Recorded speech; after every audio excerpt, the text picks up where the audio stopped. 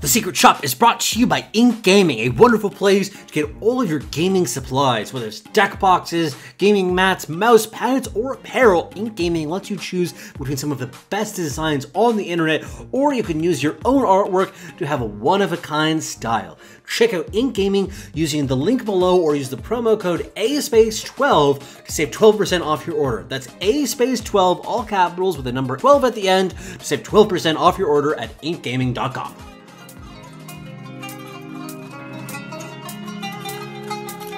Greetings, my friend. Welcome to the Secret Shop.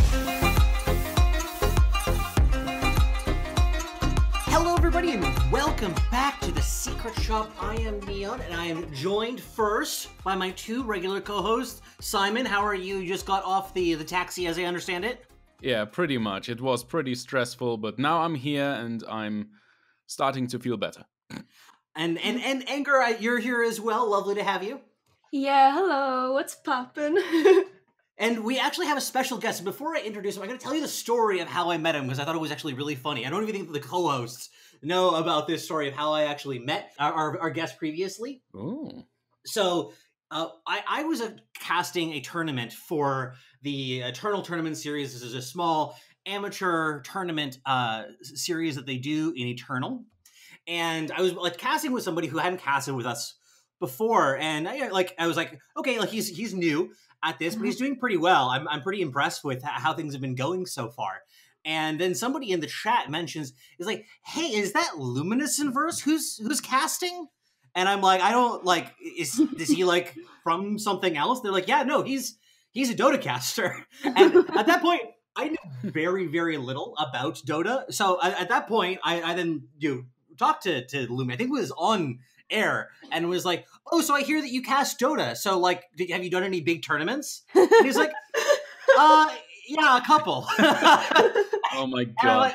And this is like on air. I'm like, so how much was the biggest one? Like worth of money? It was I think it was $2 million. At this point, I had to really hold on to not shit my pants. Because I started off by thinking that he was like, oh yeah, this new guy, pretty good. I'm happy to be helping him out with this, but clearly knew what he was doing a little bit better than me. So LuminousInverse, welcome to the cast. It is lovely to have you here. Thanks for having me here. I just want to say that even though I casted the big tournaments, I felt like I lucked into a lot of those, so I don't want to take too much credit. I guess I was at the right place at the right time, so. Oh, I mean, that's a lot of things though in life, right? It's like with card games. You don't win just for having the right deck and playing well. You have to get lucky sometimes too. Oh no, when I win, it's all skill. When I lose, though, I guess bad luck. Yeah, I see how it is. I see how it is.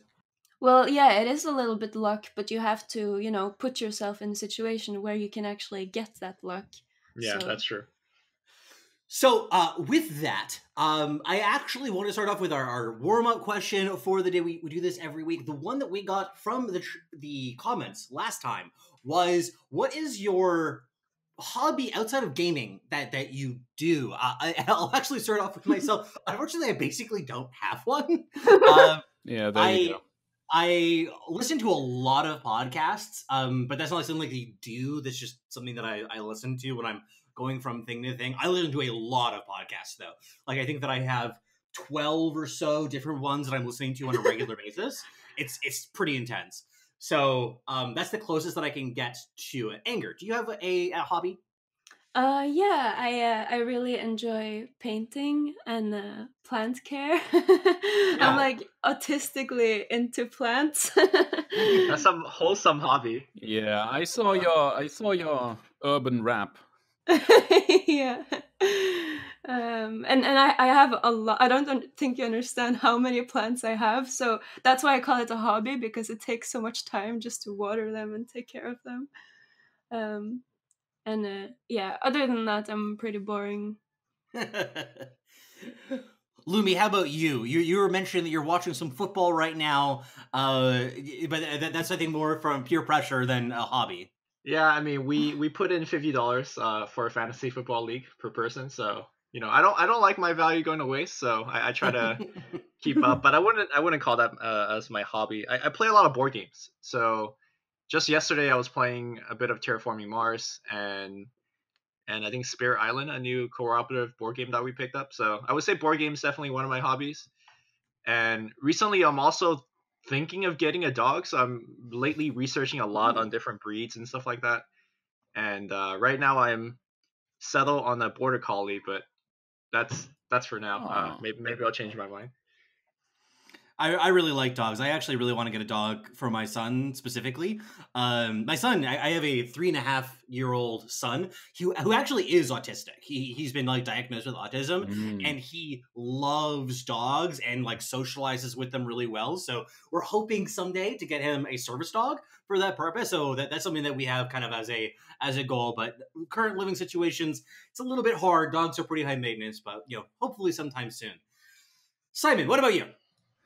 Well, for me, it is mostly gaming, typically, but I'm also a major cinephile. So I really love movies. I love going to the movies. I love analyzing movies and rewatching them with friends, etc. I'm really into that. And also quite a bit of writing, actually. We've Very mentioned nice. that before. Do you have a favorite movie to recommend? Ooh, boy. Oh, no. That's a big question. That's a big question. High School Musical 2. High School Musical. I love those movies, man. Wait, were you being serious when you said High School Musical? Or Yeah, High School Musical 2 is like the okay, best movie ever I thought you were created. trolling. I thought you were just trolling. A little bit. Anger's a full-on believer troll, like just like both troll and sincere at the same time. Yeah, usually. For me, let me think. Just one movie that really comes to mind right now is Pacific Rim, but that's really up to personal taste. I definitely know a couple people who do not like that movie at all, and the second one is trash. Don't watch that one. Okay, But the first one is really impressive with how they built the set, etc. I'm a huge fan of Guillermo del Toro and his movies like Pan's Labyrinth, etc. So go ahead and watch those. Cool.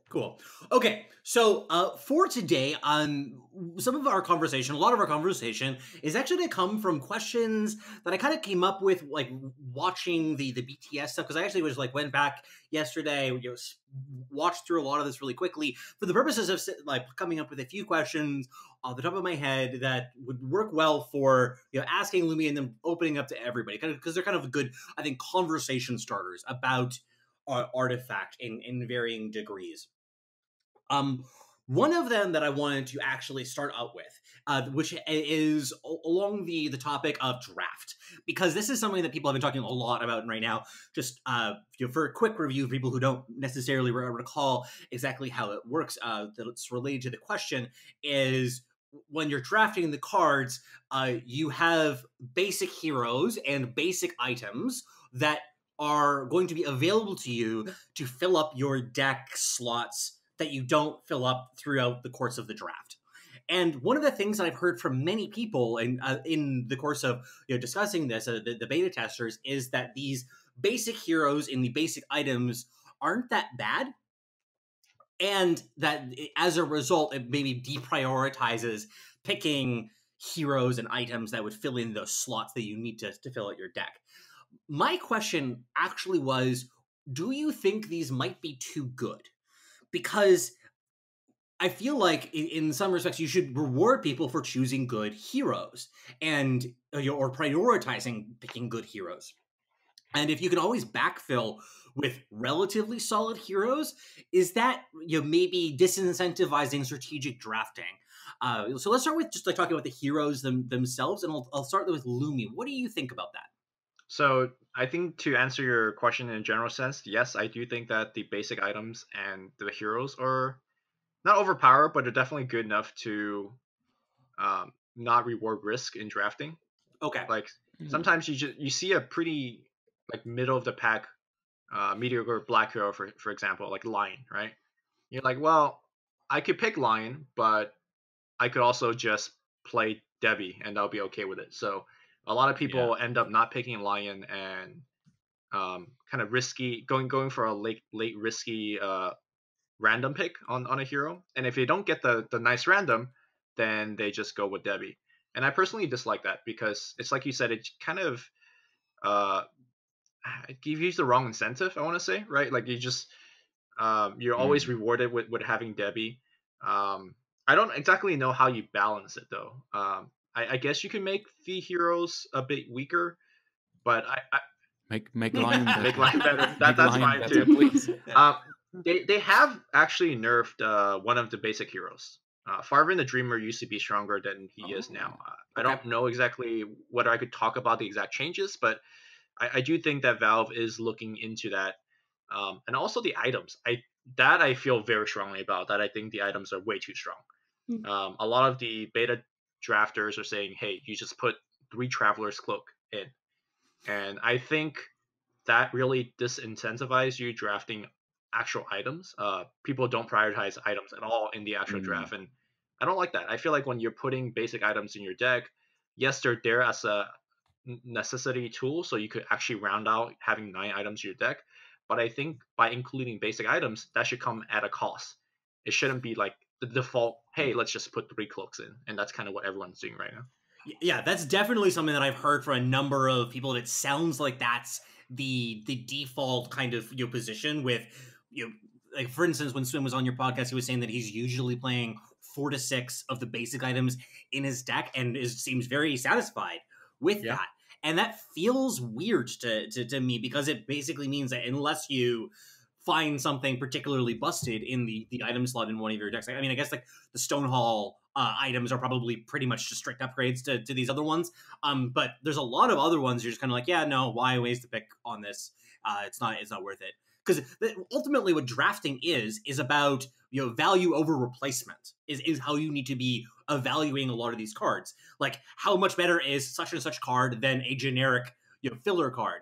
In a traditional draft, your baseline is that like, well, I could just get nothing. And in this, it's like, well, now I am guaranteed to get a solid, if not impressive, card to fit these slots. So it's a really strange system to me in what it incentivizes, and it feels like there might be some reason to investigate nerfing those cards. I don't have the data in front of me that what Valve is seeing, which is probably more important to this than just my kind of conjecture.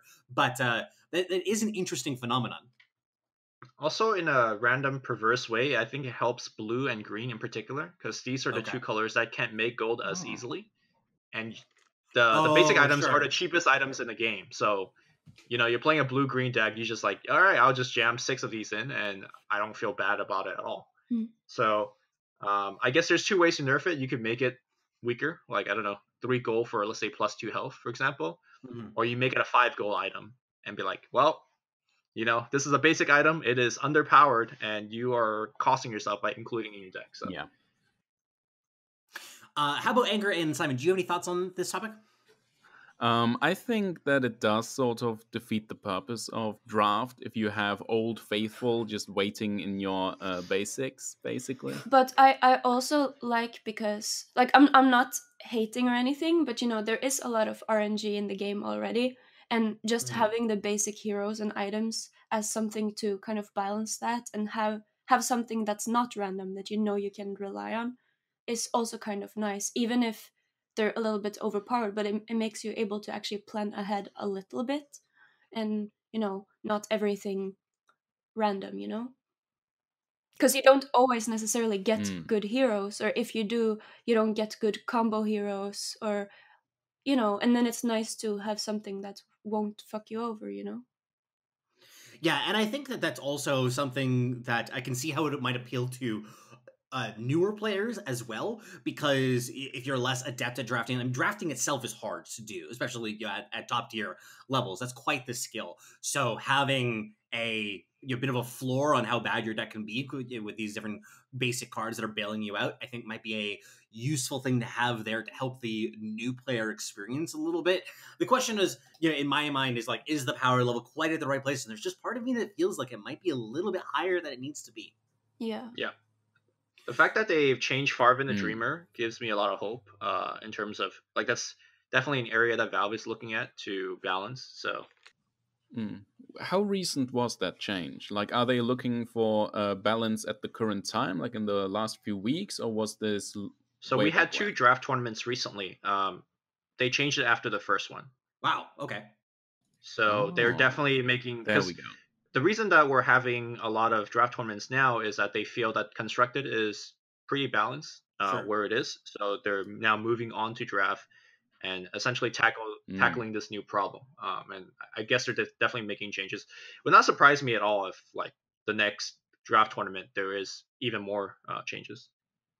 Right. If I may, since you just mentioned that Valve seems pretty satisfied with constructed, of course, all the monkeys on the internet just looking at the comments of better people have been making some ridiculous statements, of course, but a lot of comments were made about how they seem to really focus on draft right now, and a lot of beta testers have been saying they prefer draft or they love how much focus there is on draft, and now there's like some underlying fear about the constructed balance, etc. Especially with the first few people like Swim and Stan Sifka trying to make tier lists of heroes, and a lot of people are already feeling like, oh no, there's so many not viable heroes, and it feels like every color only has a handful of viable heroes. So can you comment on that a little bit? I suppose you have much more experience. Wait, just in case I don't rant on, I want to make sure what is the exact question so I don't, jump all over the place. Sure. The question is basically, what can you say from your experience of the constructed balance, and are there really just like 5 meta decks currently? So I haven't played constructed for about 2 to 3 months now, because I was so focused on draft, and draft ever since it came out has been more fun for me. So I've been playing that more. But at the same time, I don't think there has been enough incentive to push the beta testers to be solving the meta, as it were. Ever since that we lacked the competitive tournaments, there was no reason for people to make new competitive decks. But when we did have constructed tournaments, there were new decks every single tournament. So I'm not sure how much we can read into the fact that, quote unquote, there are stale decks. Currently, there are stale decks because there is no reason to innovate. But come beta release, I think with new tournaments, people are going to try new stuff. And also, the beta right now, there is, I want to say, 100 to 200 very active users. And I think that only a small sample size is actually like deck builders, I would say. So there's only a very few people that are actually innovating. So I think we're having a major population problem in the beta. So I'm not sure if we could read too much into the, a constructed is stale. Yeah, that is very reassuring to hear. And it's something that also I think that, having these tournaments, like there's real money on the line in these tournaments too. Oh, yeah. So you kind of, it's not just the idea of like, oh, okay, there's like a $200 just for fun tournament. I guess I'll do a test for that a little bit more. And that pushes people a little bit more towards draft. It's like, no, these are, $10,000 or what it was, tournaments. And like that really pushes people to say, is like, no, I'm going to test draft because I can make some real money off this. So it really does move the metagame in these ways in terms of what people are doing. And then also with this idea of like the beta population too, I think that, the majority of the people who are in this, the beta right now are card gamers or gaming personalities. And one of the things that also has always entailed to me is like say something like Savich. He is a streamer, and whenever he's not streaming and playing games, he's kind of like giving away money to a certain degree. Sure. So, or Stan Sifka or whatever, like he could be making content for Hearthstone. He could be making content for MTGA or Arena. Like there are things like that he could be doing. So it kind of, it's hard to put all of this time into it. Like even you, I know that you are a gamer at heart, but you have jobs and other responsibilities and stuff like that too. You like, how can you really spend like tons of time going between also 2 different formats? It's just, you can't commit that same amount when you're in the industry. Well, I will say for me, it's the exception. I'm working for BTS as the creative producer for Artifact. Okay, sure. And I could actually play games of Artifact at work. Nice. So that's my. Obviously they want me to have a good grasp of the community and the game itself. So No. 200 IQ career choices. Yeah. Actually, I wanted to start on that too a little bit, talk about what it is that you do, because I don't know if everybody, especially people who are coming in from other games other than Dota, knows what BTS even is and what the role of BTS Artifact might be in the future. So can you explain a little bit about what your organization does? Because I think it's interesting. So Beyond Summit it used to be a casting studio, but they've kind of transitioned more into tournament organizing in the last couple of years. And it definitely branched from Dota into other genres like Super Smash Brothers, CS:GO, Dragon Ball Z Fighters, that kind of stuff. And for Artifact, this is actually a pretty brand new challenge for BTS because all the other previous game I mentioned, the scene has already existed, and they kind of just edged themselves in and try to carve themselves a space. Whereas Artifact, it's a brand new thing, so everyone is taking a risk. When I say everyone, BTS and myself, we're taking a risk. I'm quitting my Dota, well, not quitting, but like putting my Dota casting career on a stop to do this for BTS, and BTS is hiring me before this game even comes out. We're both betting on the fact that Artifact is going to be successful. And I don't know how much I could say about what BTS is going to do in the future, but we are definitely going to look to run tournaments and stuff like that, which kind of gives me a lot of leverage and power in a sense. Yeah, because you know how like if there's a really cool format and Valve doesn't want to do it, but if I think the format's cool enough, I'll do it for BTS. Oh, man, so yeah, we could run like fun, like really wonky fun formats. Like just the other day, we did a draft, right? But we did it Magic style, where I printed out every single copy card of Artifact, and we constructed booster packs from it, and we just sat 8 people on a table, and we just passed and drafted. That was a very fun and interesting experience, and that's something that we might do for one of our events in the future. But Valve is not going to do that because they have to draft in client, and it's digital, and arguably it's better, but there was something that's really fun about just sitting 8 people and friends at the table and you're just passing packs along. Yeah. I think that's an experience that you can't really simulate in a drafting in a digital Kitchen environment. table magic. Exactly. Yeah. Well, that sounds really exciting, and I think that there's a lot of possibilities there. And like one of the things that I am familiar with from your stuff that you're doing with Dota, with the Beyond the Summit team is doing with Dota, is you have these really fun sort of casual tournament casting style things where you have like a couple of dudes sitting in a room, kind of shooting the shit, casting some Dota, and it's always a lot of fun to watch these guys. It's just a certain style that you guys have and doing that, which I really appreciate. Yeah, we try to play to our strength, and you know, we are good at writing memes, so we just do that. Yeah. Well, that's actually something that I kind of like too. I mean, people who listen to the podcast probably know. Like, I range between joking around and making stupid comments like that, and then like even my articles too. Like, I did an article just a couple days ago that was released about the artifact economy. It did some very serious mathematical analysis, but in there I also have some stupid puns and stuff like that I try to insert as well, because I think that you can mix the two in a lot of ways that's really fun, where you have high level analysis, but at the same time you can swear, or you can make dumb puns and jokes and stuff like that, and you don't need to be super serious all the time. Yeah. Yeah, anger succumbing in definitely the super serious type all the time for you. Why not never be serious? Yeah, of course. Now, okay, so I have a few more questions that I wanted to bring up. One of them is about actually public deck lists, because, and by this I mean both players know what is in one another's deck, and it is clear, I think, right now in the beta. It's not clear whether this will be in later on or whether there will be changes, but in draft, you know what's in your opponent's deck, but in constructed, you don't. Yeah.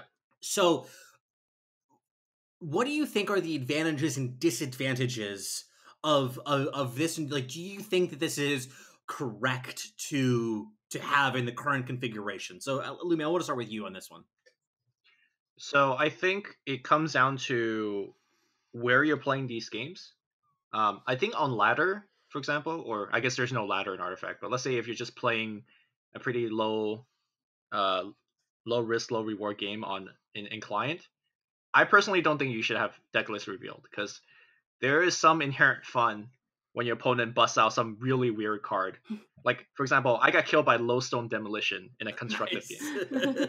I was playing Enchantress, it gave a ton of my armor to my board. I was like, I can't lose here. And then Lowstone Demolition came down for 14. I was like, what? And that's just a fun experience. Not knowing what's coming, and they could just blow you out like that.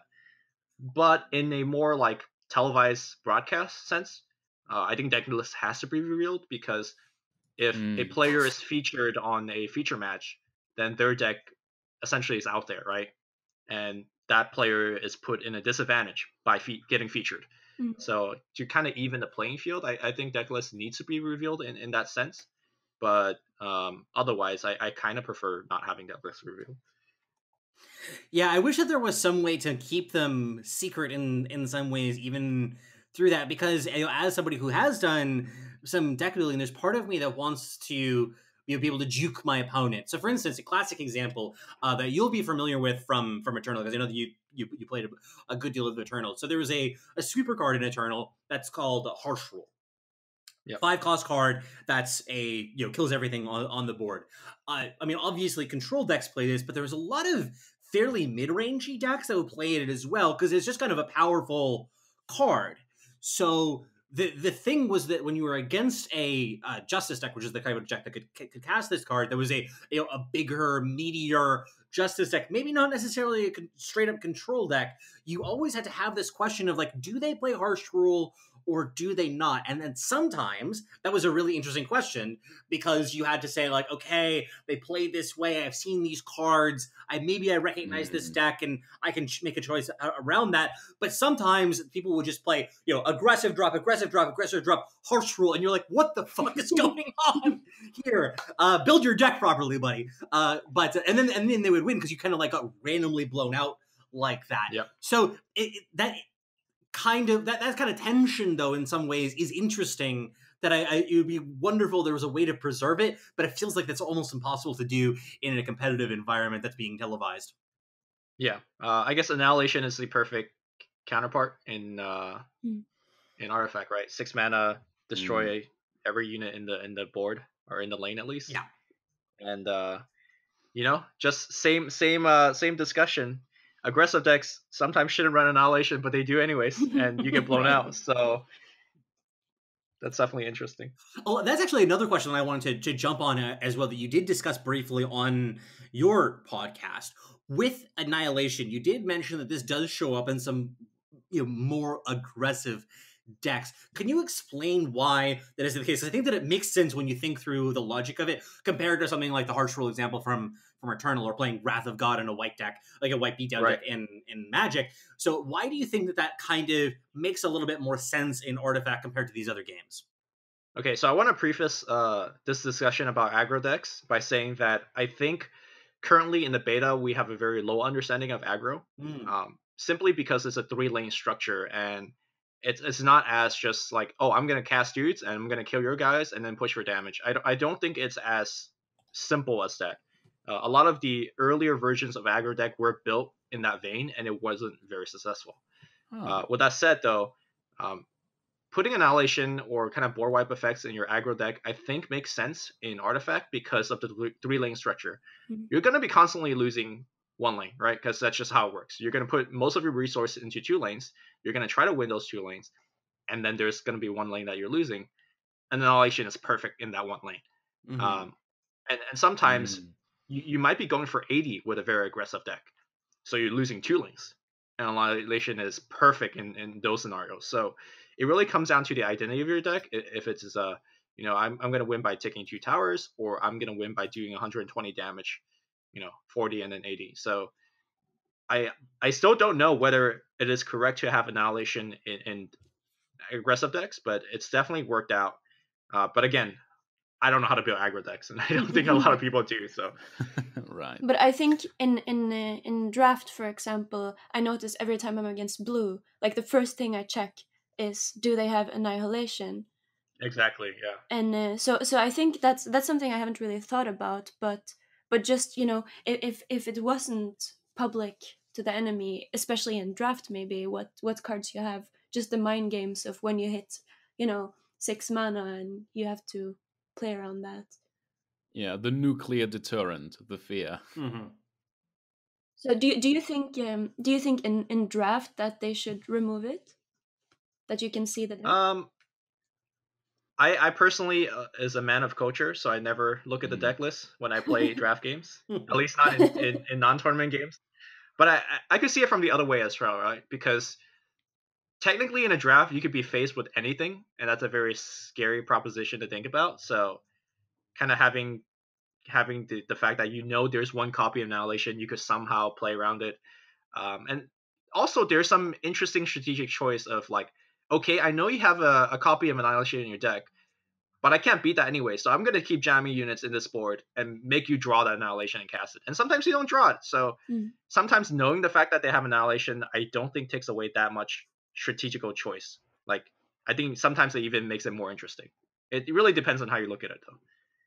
Yeah, and it was something that when you were talking with Wife Coach on the podcast, she was talking a little bit about this, almost the effect of playing around everything, which especially for her husband. I used to watch Life Coach a lot when he was streaming Hearthstone. He was a guy who would think through all the possibilities and you spend his max amount of time to think through everything possible and then make plays based on his read on the statistics. And if he felt like he got it wrong, he would go back and watch the replay and actually do all the calculations properly. And that kind of mentality is really hard to do in draft because you're playing around this wider range of stuff, which I think that it feels like it becomes too hard for some types of analytical players when you don't have the public deck lists.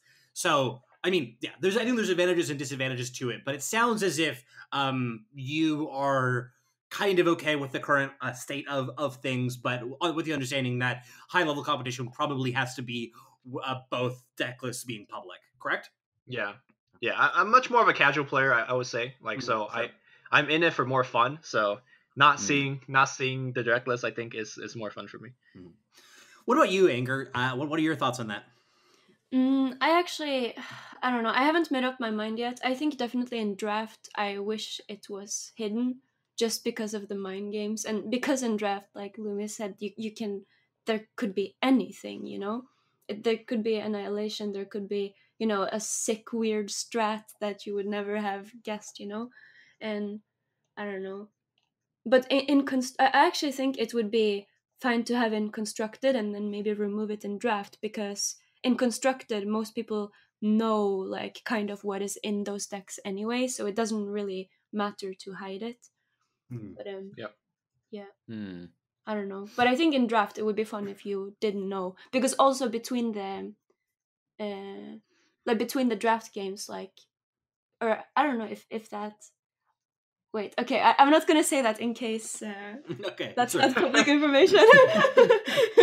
There it is. Yeah. I do want to say that as the game begins, you already know 15 cards in your opponent's deck, right? Because of the heroes that they have. Mm-hmm. So I feel like that's already a lot of information, especially in constructed deck, because you see a certain line of a hero, you already have a very decent idea of what the deck is trying to do, and then you could actually make a strong guess what the other cards are as well.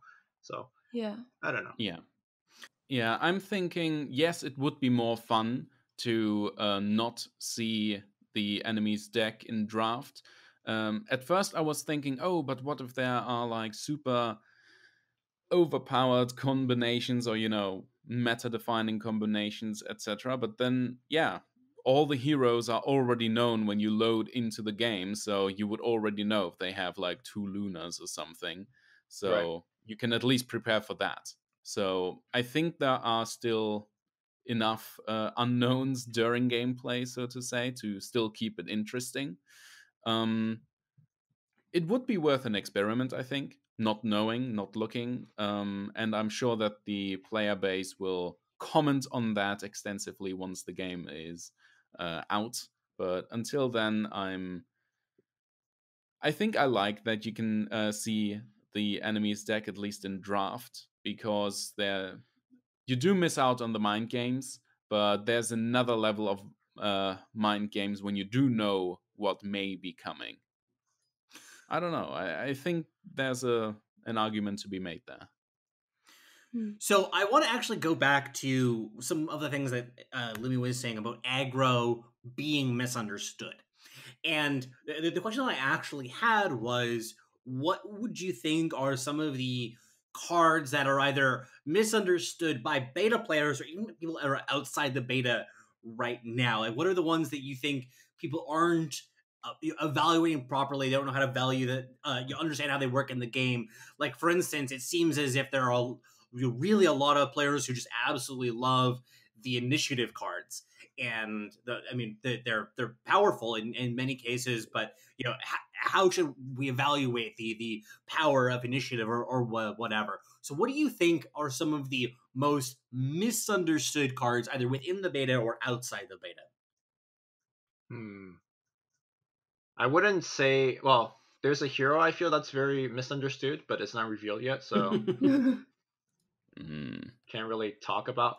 I guess I'll just mention Lion again, because I've kind of brought up earlier, especially in draft, in the sense that a lot of times when people see Lion, they don't want to pick it, and then they default to Debbie instead. Debbie is the basic black hero.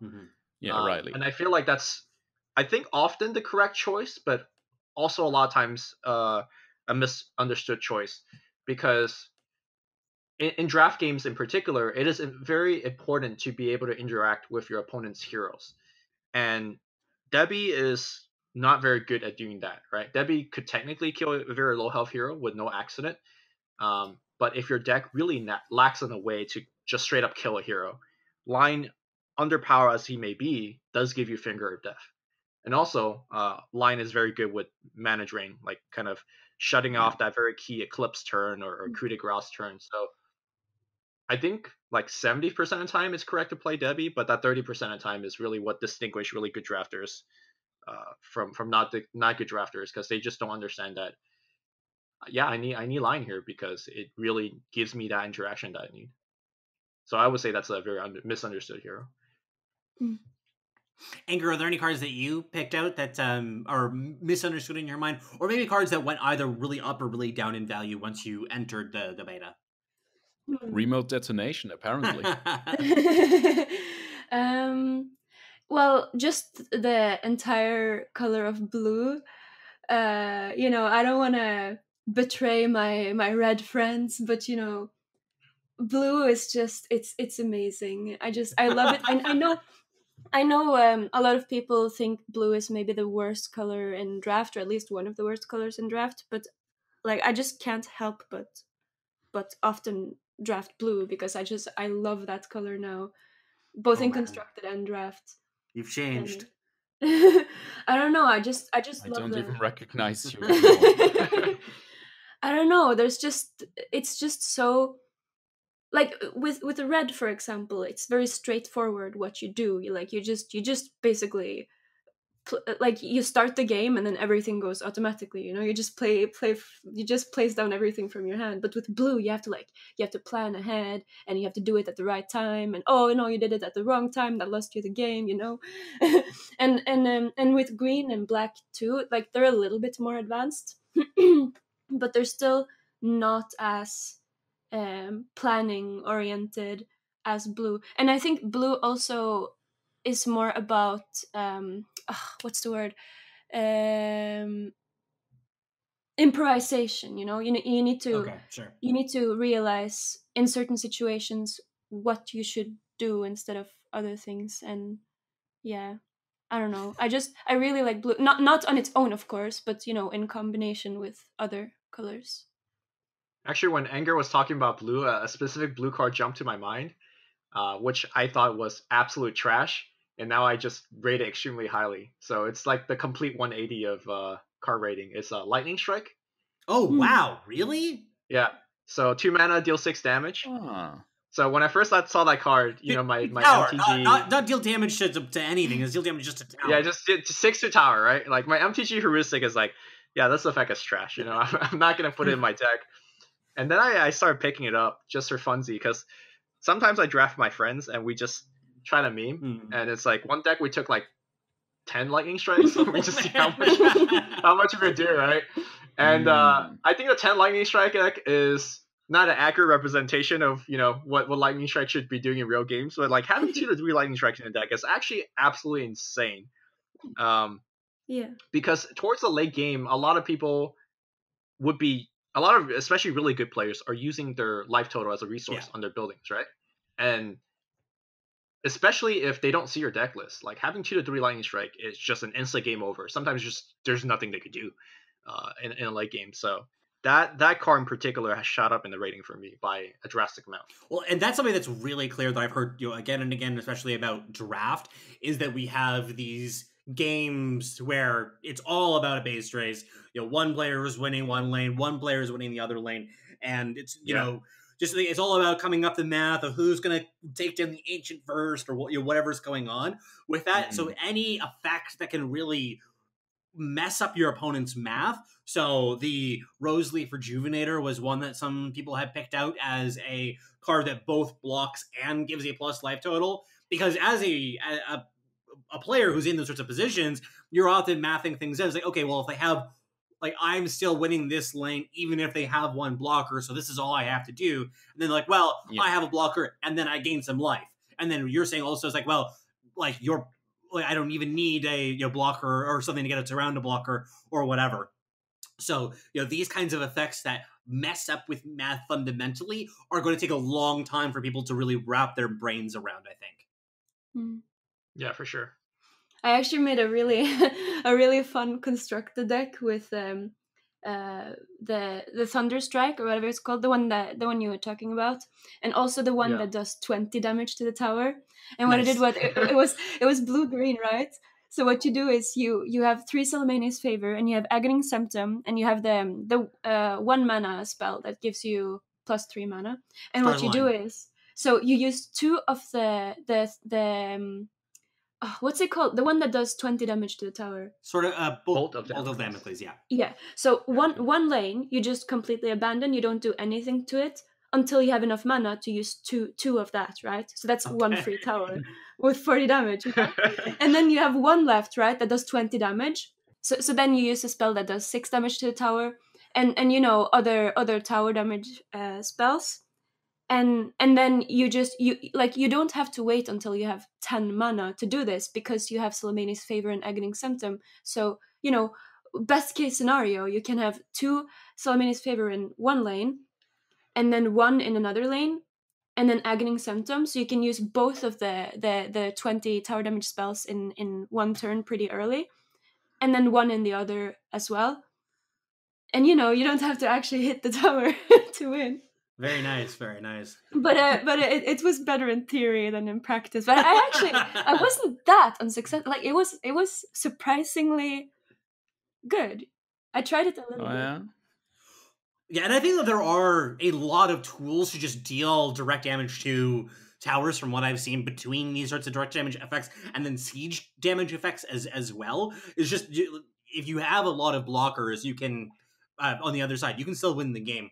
But actually, that does transition into another topic I want to talk about the different feel of the different colors. In some ways, this goes back to some topics that was raised by Brainhead and Noxious of saying, like, oh, everything kind of just feels like it's a big ball of stats. Do you really feel as if the 4 colors feel fundamentally different? That you that you're playing a blue deck, a green deck, or whatever kind of deck it is, like, even if you couldn't see the color of your cards necessarily, that it just the feel is that different enough of what's going on from game to game. Actually, I'll start with Anger on this one. What are your thoughts on that?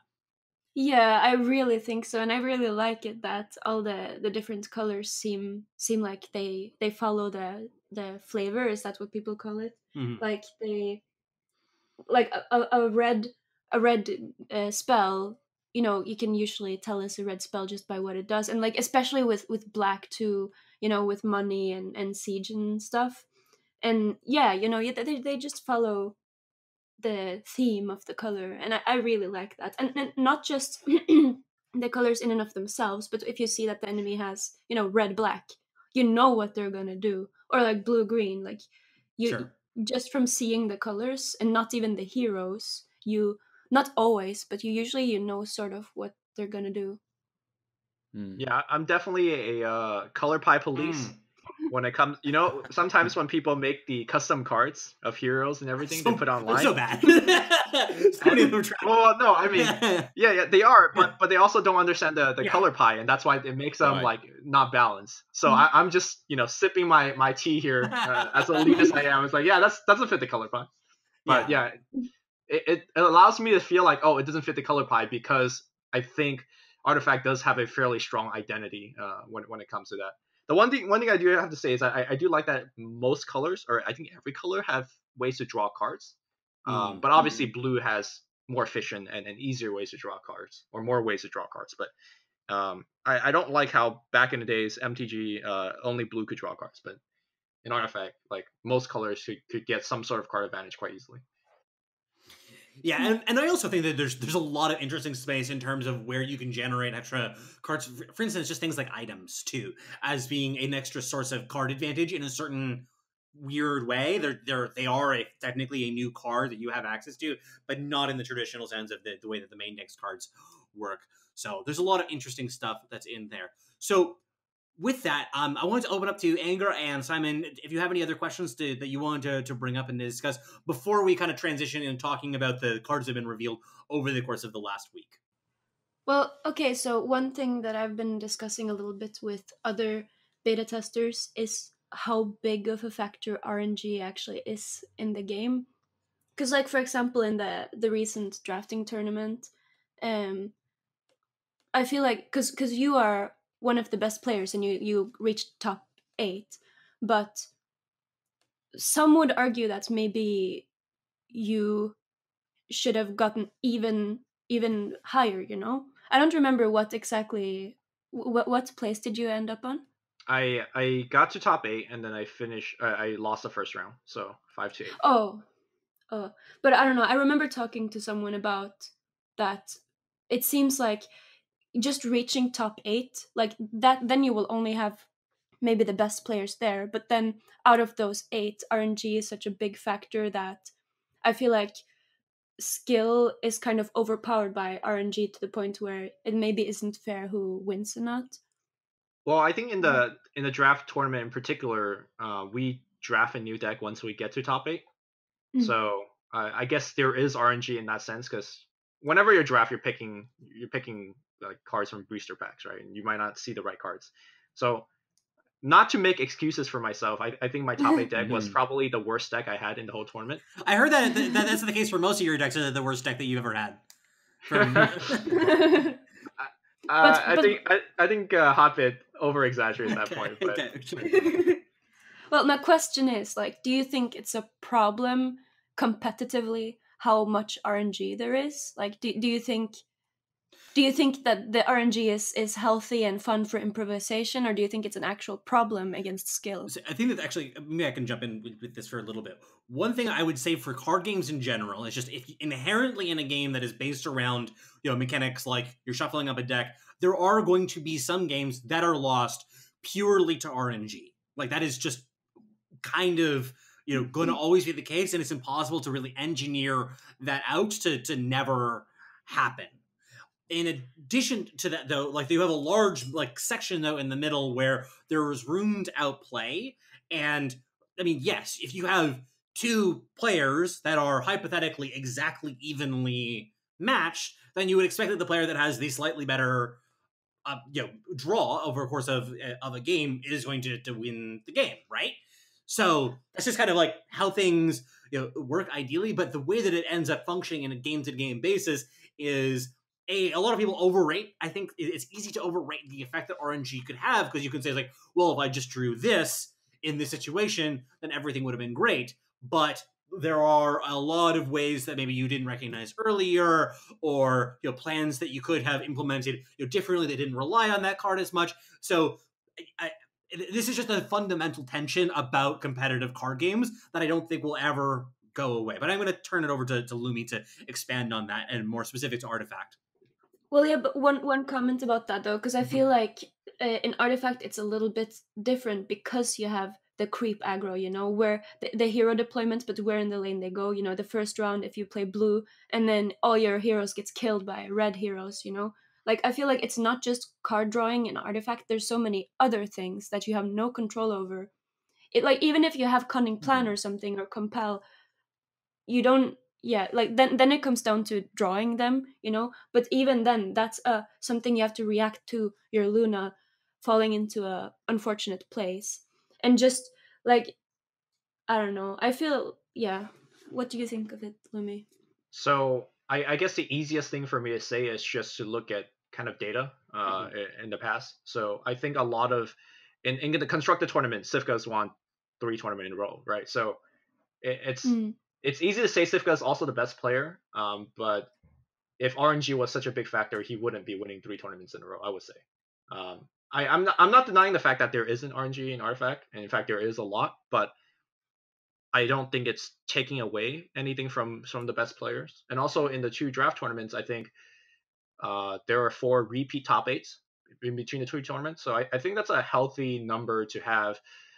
With that said, though, I'm not sure if those stats are fair, because out of 100 players, you could say a handful of them are the best players, and it's very likely that there will be repeats. So I guess we'll have more data once we get to the, like, when the game gets wide release. Personally, though, I think that the RNG level is fine. But and even in the whole scenario where you say your blue heroes die on turn 1, I think that's more comes down to smart, like, deck construction. If you don't have enough Cunning Plans to protect Luna, maybe don't put Luna on round 1, right? Like, even though you do desperately want to put Luna on round 1 because she keeps acquiring beams, maybe it's not the right choice to do so. But I don't know. That's just kind of here and there. I think RNG is fine, but that's just one man's opinion. So, Simon, did you have any other questions you wanted to ask before we go into the cards that were revealed this week? I do, actually. Lumi, what do you think of the BM tech in Artifacts? Because we have recently heard that you can actually reveal cards to your opponent, and that there's like emotes from heroes and your tower, etc., that you can play for your opponent. So I'm just wondering if you're impressed at all by the BM tech, or if it's still got a long way to go, considering that Dota 2 is a pioneer in BM tech coming from the developer itself.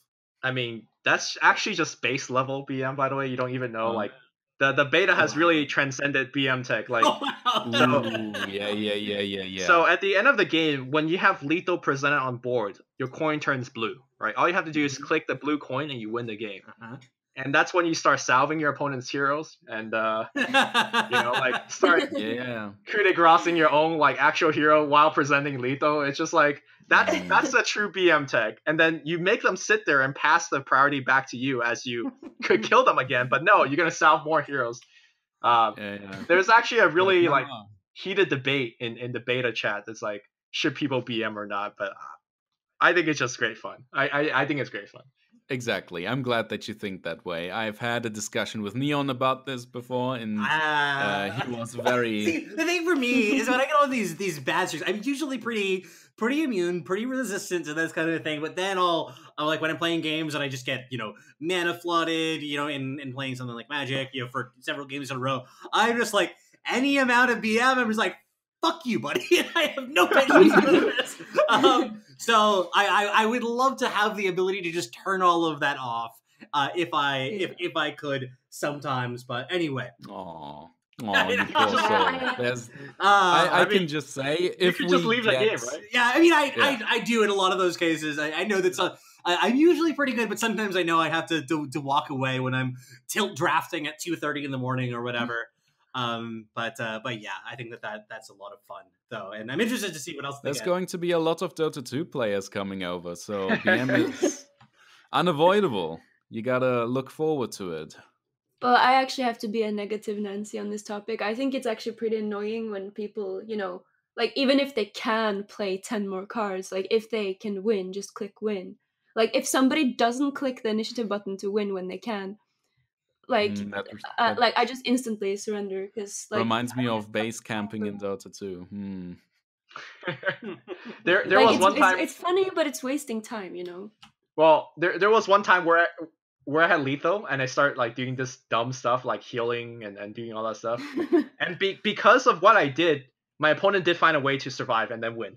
So ever There since you that, go. like I've learned my lesson. But Karma. yeah, Good. it's straight up karma. Goodness, Yeah. thank goodness. Karma. Fails Yeah, of the week. There you go. Yeah, extended BM. Okay, so with that, let us move on to talking about the cards that came out this week. I don't know if you guys have a good place to still look them up is actually Artifact Buff. They have a number of the newest cards on the front page there. I'm just going to go through some of these, and especially if you guys have ones that you wanted to prioritize to talk about, I'd love to talk about them because there's still a lot of cards here to work through. I actually will note though that we're seeing fewer cards like this week than we saw some of the previous weeks. I mean, I know that partly is because we just didn't get any major leaks this week, but we also I'm noticing maybe we're getting to the end of the previous season. Who knows what's going to be happening after that. But and there's still a few key cards I know that need to be revealed still. Like we know, those of us who are outside the beta and paying close attention, like Drow Ranger is a card that is supposed to be really good and hasn't been shown yet in its totality. Tinker, I think, as well, is another one that we're waiting on. Don't know what that does yet, but sounds like it's going to be really good. But anyway, so of the cards, we talked about Lightning Strike. One that I also wanted to talk about is Stars Align. This came up briefly in our conversation. This is the 1-cost green spell. Give your tower +3 mana this round. I've mentioned stuff like this on a couple of previous cards, such as the Satyr Magician and the Aghanim's Sanctuary, that when you see abusive mana stuff on a card, your brain should be going off as like, there is going to be some way, or I should try and find a way to break this card, because abusive mana, it can lead to dumb shit. Such as 10,000 damage on a tower. Yeah, I've heard that that's something like that is possible. We don't have all the pieces yet together for creating whatever loop it is, or infinite mana value is possible with this. But I have heard that something like this is possible with with more cards that haven't been revealed but yet. One of the key part of that deck is the combo that you talked about, where you Stars Align and then you Aghanim Sanctum refresh. Because how that works is, let's say you cast Star Align with 4 mana, it shoots you up to 7 mana on your mana threshold. So when you refresh, you're refreshing back to 7. So that 1 Stars Align, instead of gaining you 2 mana, is gaining you like 4 or 5 extra. Yeah, 5, which is kind of ridiculous. Yeah, it's a lot. It's a lot. So it seems strongly as if we don't fully understand this card yet, for those of us who are on the outside, but from everything that I've heard from people who are in the beta is like, yeah, this card is the real deal in certain kinds of combo decks, and both of you and Anger, you'd agree with that too? Yeah, I actually really like this. I had it in my tower damage deck, and and any deck where you draw a lot of cards, I think you also need to have mana cards so you can balance the resources. Okay, so other cards that are here and new. Rend Armour is one that I think is part of a cute combo that some people have pointed out. So Rend Armour is a 3-cost red spell that modifies a unit with -X armor, where X is its armor. This has a combo, technically, with Double Edge, because this is of course, Centaur Warrunner's signature card. It's a 1 mana red card that gives +8 attack, -8 armor. So the way that functions with Rend Armour is if you go Double Edge on a, let's say, 0 armor units, and then you play Rend Armour, now they go back to 0 armor, and then at the end of the turn, they get set to 8 armor. And that'll actually maintain for the rest of the game, and soon there aren't any other changes to it. So that sounds like a fun combo. I absolutely love that. Could be nice sometimes, but it maybe not necessarily the most competitive, but yeah. Yeah, it's fun in theory, but I don't think I've ever seen anyone actually, do that. But still, like, just the thought that you can play around with negative numbers this way just makes me think there's there must be more like this. There must be more like deviant stuff you can do. Do you really need 8 armor? That's what I'm asking. I know. I guess we don't. I mean, you know, if I was giving you armor and I said, do you want 5 armor or do you want 8 armor, what would you say? Probably take the 8, yeah. Yeah, exactly. Well, it depends if you're playing against Lowstone Demolition. Oh, apparently, yeah. Now, this is the new meta tag. Yeah, the true meme is you Rend Armor their heroes. You give them 8 armor, and then you hit them with the Okay, sure, yeah. That's the 4-card combo deck or whatever it is. to deal 8, you know? Yeah. But since you mentioned it, Lumi, how much armor would you say is like your limit? Like, how much armor is too much armor? When does it stop being useful? So I said jokingly, do you really need 8 armor? But when there's a hero that lands in front of you, then I guess 8 armor is actually helpful. I say 2 is generally a really good sweet spot because you're just impervious to creeps at that point. And anything above 2 is just gravy, I guess. Yeah, that's what I've generally heard, that like 2 really solid, 3 you're like, that third one, you know, who really cares? And then beyond that, it definitely is basically just hero combat that matters for it. Right. Some other cards, Demagicking Mole is one that I heard some people saying is an important one. This is the 5-cost weapon. It equips to a hero to give +2 attack.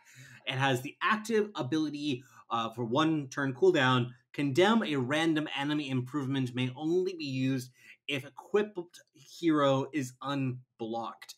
This seems like a really useful tool for aggressive decks to take care of enemy attachments, enemy improvements, because like it's reusable for goodness sake. Like that's, I mean, like yeah, it's a random one, but you can get this out as soon as turn 2 and start taking stuff down, and it's going to be hard for them to ever accumulate enough improvements onto a given lane that you can't just take them down one by one. The unblock part is pretty hard to come by from personal experience. But yes, I definitely agree with you.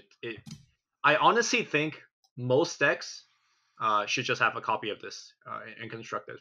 Wow. And I feel like a lot of constructed decks are not packing enough improvement removal. I think improvements as a class of cards is actually broken, and most decks are not equipped to deal with it.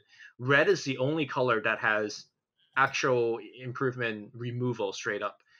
So you think of Pugna, you think of Smasher defenses, and this is a way to give other colors a way to combat that. Although you have to jump through a couple of hoops, which is difficult for certain decks. Anger, do you find yourself tend to be playing Demagicking Maul or Obliterating Orb? Oh, definitely not Obliterating Orb. That card is trash. Always Demagicking Maul. Because even if, you can only do it when the hero is unblocked. And the only time that has really stopped me is if it's because it's in a lane where they have like 2 Mist of Avernus and they have a shit ton of creeps and there's no way you're going to poke a hole through so you can use it, But at that point, like, that lane is pretty much lost anyway. But because it's so cheap, Obliterating Orb is 10 gold. Demagicking Maul is 5, and you can use it every single round if you're unblocked. So it's just, I think this is really strong. And I think I don't play a lot of constructed, but in most of my constructed decks, this is at least a 1-off for me. Yeah.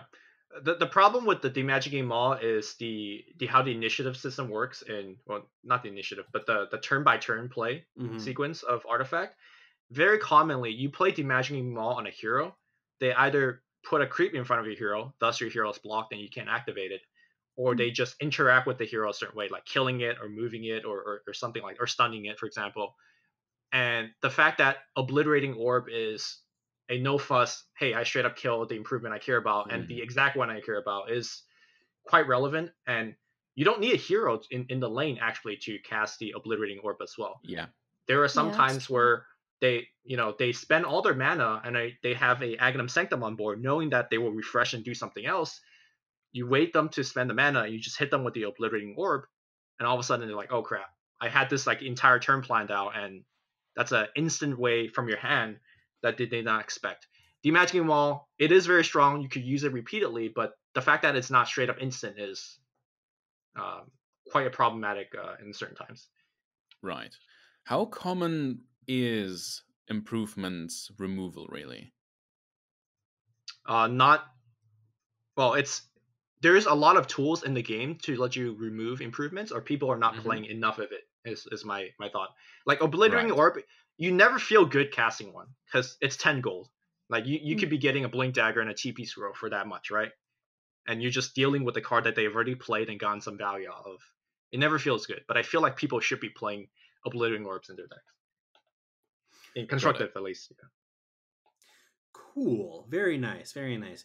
Actually, we haven't talked yet about Viper. This is the hero, the only new hero I believe that was released this week.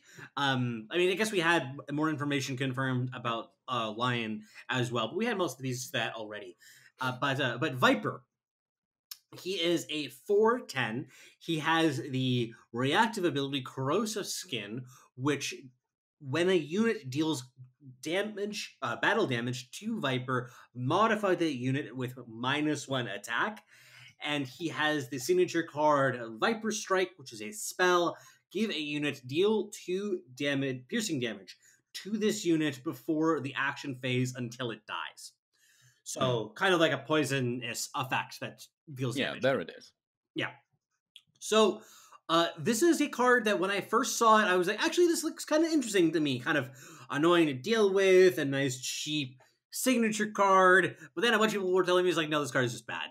And I can kind of see why. The Viper Strike seems really slow the more that I think about it. I mean, the fact that it doesn't deal the damage, for instance, at the end of turn is frustrating because if you need to deal 2 damage that turn, it does nothing. So like a hero or a creep or whatever that's left over, it doesn't help you with that. So I mean, I guess he would be a okay-ish hero if you were going really late into the game, getting all these negative attack modifications. But this is going to be, it's just a bit too slow, probably, right? Well, I didn't like Viper at first, but then I actually played him once in draft, I think. And ever since I've been liking him more because I realized, maybe I'm just dumb, but I didn't realize until then that you can use Viper Strike to take out a hero for 3 rounds instead of 2. If they only have 2 HP left and you Viper Strike them, then they will die the next round before they can even do anything, like Conflagration. So I think that made him a little bit better. I still probably would probably never play him in Constructed, but you know, in draft he's not too bad to me anymore. I was gonna say, I think any effects that deals damage before the combat phase or before the action phase is quite strong. Simply in a scenario that the Anger described, because you could essentially take out a hero for 3 turns if you line up all the numbers correctly. With that said, though, again, Viper Strike doesn't do anything the turn you cast it, so they could easily like Healing Salve, for example, and then just like mess up your math. I do have to say, even though Anger here is the resident lore expert for the podcast, I just love the way that the design Viper, it really kept a lot of that Dota flavor, that piece of shit hero that you see on the other side. Like it just making you minus attack. It's slowly killing your stuff, not really killing you very fast, but that's. I think on terms of lore, they got this hero like on point. It's just annoying to face against. I really want to know what they built between Viper and Pugna in terms of lore. Yeah. Because there's a lot of implied connections in Dota, and I'm sure that they'll expand on that in Artifact. Yeah. I think, didn't they confirm that he is Pugna's, or was Pugna's pet? I think they actually confirmed it. They alluded to that. It was on the Artifaction podcast that they also alluded to that once more, I think. Or maybe it was even during the PAX streams. But they already implied that there will be more between Viper and Pugna coming from Artifact's lore. So I'm excited for that. Because I really like Pugna's background, even though he's like a really puny little skeleton support in Dota. In terms of lore, he's actually much more powerful than that. So because he used to be Aghanim. Is that how it works? Is that how it works? Huh? See, I don't know how. Well, how big you are into the lore there, Lumi, but these two guys, like, you just triggered them. Like, they're gonna go off now for the rest of it. I do lore videos for the Artificers Guild as well. And Oh, I see. I don't think, here's the thing, Pugna can't be Aghanim because We're gonna have to hold it. We're gonna have to hold it. because they're doing the whole like evil Dalai Lama thing. Yeah. Okay. So, one of my like actual real goals I want to do is I want to get I want to see if I can try and find Slacks to come onto the podcast after Artifact is NDA, like post NDA release, so that these three nerds, like Slacks and then these two can just go off about whatever lore related nonsense that they want to, because I'm sure that they have a lot to discuss that's in all of the information for there, and me just basking in all of their nerdy glory. It'll be great. Actually, I have a friend in real life. Her name is Insert Fail. She's also in the beta right now. And she's also a super lore nerd. I think one day I went over to her place and I was like, oh, let's play some Artifact. And she's like, oh yeah, before I play Artifact, I just read some cool lore today. And she spent like literally 30 minutes talking about this like 3-way war with all these factions. I'm like, wait, are you trying to, is there a point to this story? She's like, no, I'm just telling you this story. Yeah. I'm like, okay.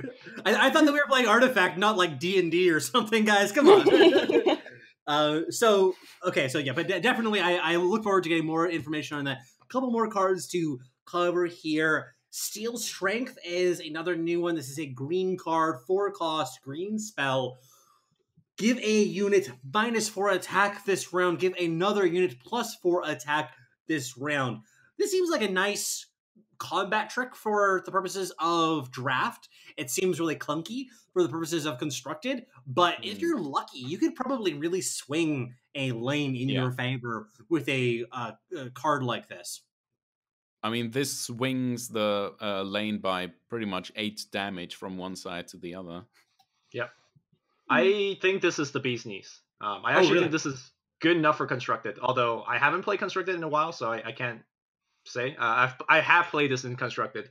It's just so damn versatile. Yeah. But it really fits with what Greens is trying to do. Green as a color is, you're trying to maintain this board presence because your heroes just buff your friends, right? So Lycan, Enchantress, and Tree and Protector in particular comes to mind. Even Farvin the Dreamer. They need to be alive there to actually keep buffing their board. And you generally want to play a ton of effects to keep them alive. And this is not only keeping them alive, but also, like you said, like swing the board. Also, in the late game scenario, this is an active way to kill your own hero. You give them +4 attack. And this might be like a bit like too ranty to really go into why it's good to kill your hero, but a good scenario is that once you've taken a tower, you don't want your hero to be there anymore, right? You want to move them to a different lane, essentially. And this is a good way to kill your own hero as well. So the versatility of this card is absolutely amazing. In draft, I would always want to see this card. The one, like, I guess, quote-unquote weakness of this card is that it costs 4 mana. The 4 mana slot is so stacked for every color. Super contested. But for green in particular, it is like, there's so many times in my hand I see a Alpha Wolf or Savage Wolf I could play, and Savage Wolf is one of the best premier creeps in the game, where once you played it and develop it, it'll just keep growing and ramping by itself. Or I play Steel Strength. Like, it's just, this is a powerful effect, but you're not growing your board. I guess you're protecting your board in some way, but you're not growing it. So it's definitely a very interesting choice. Yeah, definitely also the flexibility of this too. Like, for instance, comparing this to a lot of red cards that you see where it's like, okay, well, it has to be these kinds of units. It has to be something that's directly in front of you. It's like, well, no, this hits any unit that you want on both halves of it. So that gives you just so much more flexibility than what you see in a lot of other cards. And that's really important, especially for green, which relies on its creeps, not just its heroes, to carry the game. For sure. Another 4-drop, though, in green, just on this theme, is Home Field Advantage. Before the action phase, disarm a random enemy this round. Green improvement. This seems like it could be... I heard that this is pretty good in draft. It seems like it'd be pretty annoying under some circumstances, especially if you're playing a deck that doesn't have a lot of units itself. It doesn't have a lot of, like, Like not playing something like Venomancer or Prelix or whatever that's able to build out a lot of little shitters to hopefully try to absorb some of this disarm effects. Like especially against something like a red deck or a black deck, this could be really annoying. He also has the best animation in the game, so Oh yeah. Yeah. I will play for that. Anger, have you seen this card? Have you seen this animation in action? Yeah, it's so cute. Yeah, it's one of the best. I feel like there's part of me that's like, oh, come on, you can tell us about the animation. I won't pressure you. But yeah, the art is cute too. So Yeah. But is this constructed? This isn't constructed playable, but you'd say it's No, it's not good. Yeah. Even in draft, sometimes it's questionable. Okay. But I mean, I think again, improvement is such a strong class of cards because, like, especially in draft games tend to go pretty long, and it's just sitting out there getting value every single turn. I mean, sometimes it hits a creep, and that sucks. But like you said, against a red deck is insane. And there are a lot of times where downstream one of your heroes is sitting in front of a PA or a bristleback, and you just toss that in there, and all of a sudden the complexity of a lane would change. If this guy ever wins you a combat, I think it has to pay for itself. Sure. And then after that, it's just continuously getting value. Couple more cards. We have the Troll Soothsayer as a 6-drop blue card, 2/8, and it allows you to draw an extra card each round. This is really clunky and slow. I think that if you had an adequately defensive limited deck, it probably would be like fine, but definitely probably way too slow and low impact for constructed. And even I expect a lot of limited decks wouldn't want this. Yeah, 6 mana is pretty late. Oh, I was just gonna say that I of course I don't like this in constructed, but in draft I actually don't think it's that bad. It's like if you like, of course there's many other blue cards that's better, but in draft if you're unlucky and you have this, you know, it doesn't hurt that much to put this in my deck. I think the only time I played this in constructed is some sort of blue-green deck where you really care about the body. Like 2A is no joke, especially with green decks when they're playing like Act of Defiance, or you put this next to a Lycan, then all of a sudden it's like actually a respectable sized body. In draft, I agree with Anger. It's like a pretty good card. I'm never gonna be sad to have one of these in my deck, but the Soothsayer I think suffered the same issue as Seal Strength, where the six slot is just very heavily contested with in blue in particular. A lot of the best blue heroes have like 6 cost signature cards or even higher, and you don't want to be like stuffing too much. I don't think I could actually talk about what are the other 6 cost cards. I don't think they've been revealed yet, but there has been there are like really strong powerful effects at 6, and you don't want like 7 6s in your deck. So yeah. But it is because also one thing that makes it better in draft is because, like you've said, the games are longer, so you get more value out of it because it has so much health. I mean, the fact that I could block like often makes a difference. Like this guy generally could block a hero and survive for a turn, and that's huge, especially for blue decks or where your life total is already under a lot of pressure. Cool. And then how about we end things off by talking about the Keen Folk Turret. This is a 4-cost improvement black card, has the active ability to deal 2 piercing damage to a unit. This actually seems really solid to me. I mean, black has a lot of damage shielding effects, and it's really hard for me right now to figure out what the priority of them is. Like you have hip fire, you have like what's the other one? Pick off. Grazing shot. Yeah, grazing shot. Like all of these for them. And Keen Folk Turret is very clearly in that same camp, especially all of them that cost 4 as well. So it's hard for me to guess where this fits into that mix. But I mean, at the very least, this is probably really solid in draft in certain types of decks because you get value again and again and again of picking things off. But I don't know. This seems like an interesting card. I mean, I also am kind of a sucker for value too. So maybe I'm overvaluing an improvement that gives regular benefits like this. Does this see any play in constructed? I don't think so. Don't think so. Not quite good enough. It seems like a weaker version of the Steam Cannon. Yeah, Steam Cannon being able to shoot every lane is Yeah. quite big. I do have to say though, the fact that you have to take an action to use this is a lot more costly than you imagine. Like sometimes you throw this downstream and generally it ends up on the final lane. And then there are turns where you just look at it. Do I want to shoot this creep for 2 and kill the creep, but then give up initiative for the next turn? Oftentimes I just don't use it simply to keep initiative, and it's just one of those like really annoying part about the card. Yeah, that part is hard, especially when you're costing that initiative again and again and again. Because I mean, we've talked a little bit before about how initiative is a card cost that's attached to every card now in Artifact, and so having an activated ability specifically means that it's giving that same cost to every single one. So it's interesting here. This is one. I don't know. This is definitely the kind of card that I know that I'm biased towards liking. So I'm trying to, hold myself off from being excited by something like this. But I don't know. It's a neat little. I like the idea also just having a mini steam cannon too. I imagine steam cannon. Now that I think of it, it's probably stupid in draft. It is. Yeah. I can imagine. A really cool combo I was able to do with this smaller version of steam cannon in draft was I had a centaur. So I casted Double Edge on one of their red heroes, giving them -8 armor, and then suddenly I'm shooting them for 10.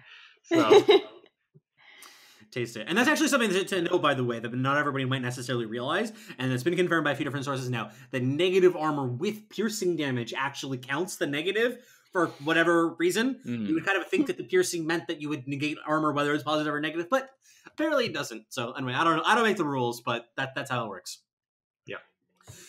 So with that, I think that's everything that I really wanted to talk about today. Was there anything that you guys thought that I missed that you wanted to cover before we head out? I just wanna say that I really appreciate you, Lumi, for all the work you've done in Dota 2 as being like one of the real OGs of the scene. Like you were actually one of my first, contacts to pro Dota, like way back in the day. So just wanted to put that out there. I appreciate it. I really do. Because a lot of times when you're casting, you kind of just forget what you're casting for, and then when you go to an event, people are like, "Oh yeah, you got me in pro Dota and stuff like that." That it always makes my day. So definitely looking forward to all your content for Artifact as well. Thank you. Yeah, we're definitely looking forward to see what happens right now. There's lots of interesting projects, and I'm sure that, I can't wait to hear what actually comes out, because I know you guys have some stuff that's happening behind the scenes. I'm sure that some of these other organizations have some plans as well, and I'd love to hear more about all of that. But that will do it for today. Anger, you put out one of your more recent lore videos that was focusing on the Dota geography, and that's going to be part of a series, correct? Yeah, and it's really exciting because like that was just the intro, but now I'm gonna actually go into the different regions, and it's just it's so much fun. Like just having to research everything and put everything in order. It's a lot of fun. Must be a lot of hard work as well, though, because quite a few holes to fill. Yeah, but it's all worth it. Yeah. And Simon, do you have anything that you wanted to plug on our way out the door? I'm just gonna plug the Artificers Guild once again, even though that card reveals have slowed down, we do not. So check that out. Very nice, very nice. So that'll be it for today. Thank you so much for joining us at the Secret Shop. Be sure to like, subscribe, find us on iTunes, find us on Google Play Store, all of that. It was lovely to have you here today, Lumi. Do you have anything that you want to plug on our way out the door that you have? I mean, obviously you have the podcast. I'm sure that everybody here knows that, though, as well. Anything else that you have, projects that you want to talk about? I can't talk about them, so I won't. I really wish I could, but I guess just follow me on Twitter. Whatever I do will be mentioned there. So if you're a fan of me ranting about random stuff, like recently, I just made a tweet about finding out that you could rent a girlfriend in Japan and China, and like stuff like that, like just fascinates me. So if you want some random useless information, you can follow me at LuminousInverse. Very nice. Amazing. Very nice. Yeah, and Yes, if you have a friend who would need to rent a girlfriend, you know. There you go. For science. Yeah. So it will definitely be lovely to have you back on sometime in the future to talk about all those wonderful projects once you can talk more about them. But with that, that'll be everything for today. Thank you so much for joining us, everybody. Take care. Peace. Thank you. Thank you for your business.